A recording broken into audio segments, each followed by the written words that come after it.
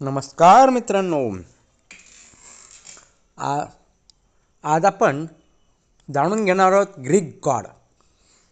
कोण आहे हा ग्रीक गॉड? माहिती आहे का तुम्हाला काही? चला तर मग जाणून घेऊया अधिक माहिती ग्रीक गॉडबद्दल. ग्रीक गॉड म्हणून विदेशात लोकप्रिय असलेला बॉलिवूड स्टार म्हणजेच आपला ऋतिक रोशन. ऋतिक रोशन अभिनयासह त्याच्या डान्ससाठीही ओळखला जातो. इतर सर्वाधिक कमाई करणाऱ्या अभिनेत्यांपैकी एक आहे.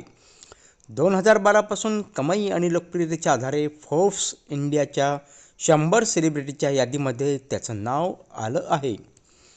ऋतिक रोशनने अनेकदा त्याचे वडील आणि चित्रपट दिग्दर्शक निर्माते राकेश रोशन यांच्यासोबत काम केलं आहे.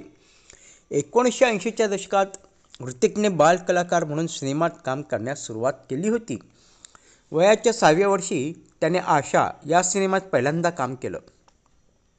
त्यावेळी त्याला ₹100 मिळाले होते. नंतर राकेश रोशन यांच्या 4 चित्रपटांमध्ये त्याने सहाय्यक दिग्दर्शक म्हणून काम केलं. त्यानंतर ऋतिकने त्याच्या पहिल्याच सिनेमात तुफान लोकप्रियता मिळवली होती. 2000मध्ये आलेला कहो ना प्यार है हा ऋतिकचा पहिला प्रमुख भूमिका असलेला सिनेमा होता. या सिनेमातून ऋतिक रातोरात स्टार झाला होता. या सिनेमातील भूमिकेसाठी त्याला अनेक पुरस्कार देखील मिळाले होते. त्यानंतर फिजा, कभी खुशी कभी गम, कोई मिल गया, क्रिश, धूम, जोधा अकबर, अग्निपथ, जिंदगी ना मिलेगी दोबारा, बँग बँग फायटर अशा एकामागे एक सिनेमातून ऋतिक हिट झाला. 10 जानेवारी 1974 रोजी मुंबईत हिंदी चित्रपटसृष्टीतील लोकप्रिय रोशन कुटुंबात त्याचा जन्म झाला. ऋतिक पंजाबी आणि बंगाली वंशाचा आहे. ऋतिकची आजी इरा रोशन बंगाली होत्या. ऋतिकचे आजोबा रोशनलाल नागरथ हे संगीत दिग्दर्शक होते. ऋतिकची आई पिंकी या निर्माते दिग्दर्शक जे ओम प्रकाश यांची मुलगी आहे. तर ऋतिकचे काका देखील संगीतकार आहे. त्यांचं नाव आहे राजेश रोशन. ऋतिकने सिंडहॅम कॉलेजमधून त्याचं कॉमर्समध्ये शिक्षण घेतलं आहे. ऋतिकला त्याच्या जन्मापासून उजव्या हाताच्या अंगठ्याला जोडलेला अतिरिक्त अंगठा आहे. त्याच्या या अधिकच्या अंगठ्यामुळे त्याला आजूबाजूच्यांनी अनेकदा नाकारलं होतं. वयाच्या 6व्या वर्षापासून त्याला बोलताना अडखळण्याची समस्या होती. पण दररोजच्या स्पीच थेरपीने त्याला स्पष्ट बोलण्यास मदत झाली. 20व्या वर्षाच्या सुरुवातीच्या काळात ऋतिकला स्कॉलिओसिस आजाराचं निदान झालं होतं. या आजारामुळे त्याला डान्स किंवा स्टंट करण्यास परवानगी नव्हती. आजाराचं निदान झाल्यानंतर जवळपास 1 वर्षानंतर तो एकदा मुसळधार पावसात समुद्रकिनाऱ्यावर जॉगिंग करत होता. त्यावेळी त्याला कोणतीही वेदना जाणवली नाही आणि अधिक आत्मविश्वासाने त्याने त्याचा धावण्याचा वेग वाढवला. हाच दिवस आपल्या आयुष्यातील टर्निंग पॉईंट ठरल्याचं ऋतिकने अनेकदा सांगितलं आहे. 20 डिसेंबर 2000मध्ये ऋतिकने बंगलोरमधील खाजगीत सुजन खानशी लग्नगाठ बांधले. ऋतिक हिंदू तर सुजन मुस्लिम धर्मीय आहे. दोघांना रुहान आणि रुधान अशी 2 मुलं आहेत. दोघांचं लग्न 13 वर्षांनी मोडलं. डिसेंबर 2013मध्ये ते दोघे वेगळे झाले आणि नोव्हेंबर 2014मध्ये त्यांचा घटस्फोट झाला. परंतु मुलांसाठी ते पुन्हा एकदा एकत्र आले. ऋतिक बॉलिवूडमधील सर्वाधिक कमाई करणाऱ्या अभिनेत्यांपैकी एक आहे.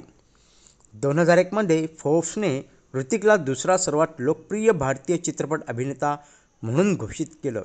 2012 ते 2019 पर्यंत ऋतिक फोर्ब्स इंडिया सेलिब्रिटी 100मध्ये भारतीय सेलिब्रिटींच्या कमाई आणि लोकप्रियतेवर आधारित यादीमध्ये 2014 रोजी तो 850 मिलियन संपत्तीसह 9व्या स्थानावर होता.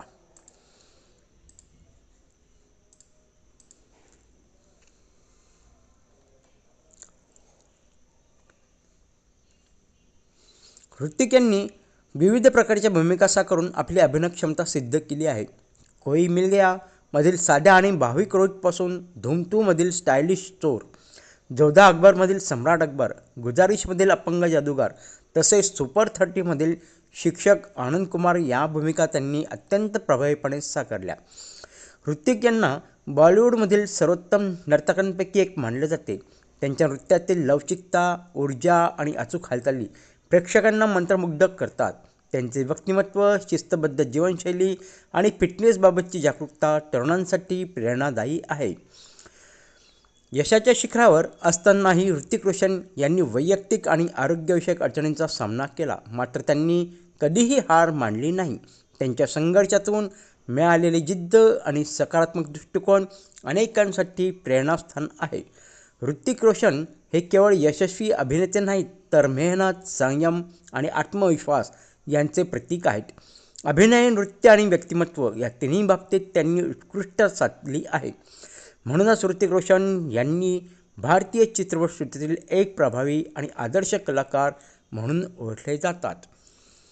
तर मित्रांनो, तुम्हाला आजचा हा व्हिडिओ कसा वाटला ते नक्की कळवा आणि हो, लाईक आणि सबस्क्राईब करायला देखील विसरू नका.